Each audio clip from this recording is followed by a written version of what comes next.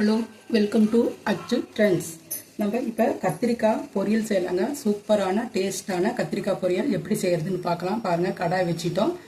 கடாயில் கொஞ்சம் எண்ணெய் ஊற்றிக்கலாம். எண்ணெய் காயிட்டோம். எண்ணெய் காஞ்சிடுச்சுங்க. இப்போ நம்ம அதில் கடுகு உளுத்தம்பருப்பு சேர்த்துக்கலாம். கொஞ்சமாக கடுகு உளுத்தம்பருப்பு சேர்த்திட்டோம். நல்லா கொஞ்சம் பொரியட்டும். இந்த கத்திரிக்காய் பொரியலுக்கு கடலெண்ணெய் நல்லெண்ணெய் ரொம்ப நல்லா இருக்குங்க. பாருங்கள், ஒரு 1/4 ஸ்பூன் சீரகமும் சேர்த்துட்டுங்க. கண்டிப்பாக சீரகம் சேர்த்துக்கணும். இப்போ அதுலேயே நம்ம இடித்து வச்ச ஒரு 10-15 பூண்டு இடித்து சேர்க்கணுங்க. அப்போ தான் நல்லாயிருக்கும். முழு பூண்டை விட இது இடித்து சேர்க்கும் போது ரொம்ப நல்லாயிருக்கும். பூண்டு சேர்த்த உடனே நம்ம வெங்காயமும் போட்டுடலாங்க. சாம்பார் வெங்காயம் சின்ன சின்னதாக கட் பண்ணியிருக்கிறேங்க. நீட்டை வாக்கில் கட் பண்ணியிருக்கிறேன். அது வெங்காயம் கொஞ்சம் நிறையாவே சேர்த்துக்கோங்க, ரொம்ப நல்லாயிருக்கும். அதோட ஒரே ஒரு தக்காளி மட்டும் சேர்த்துக்கோங்க. சேர்த்து நல்லா வதக்கிக்கோங்க.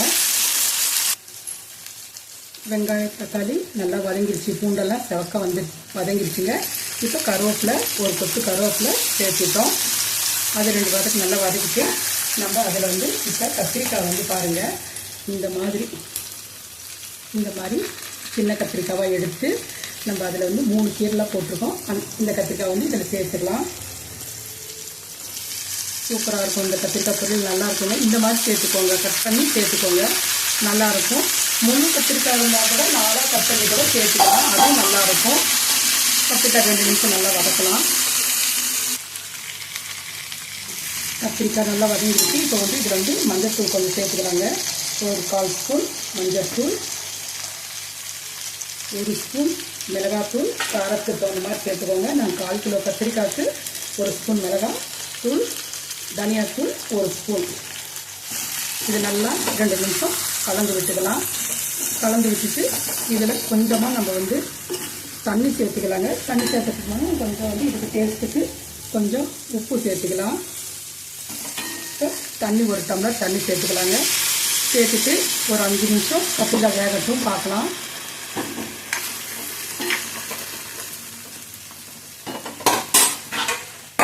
க்ளோஸ் பண்ணி வைக்கலாம். 5 நிமிஷம் கழித்து பார்க்கலாம்.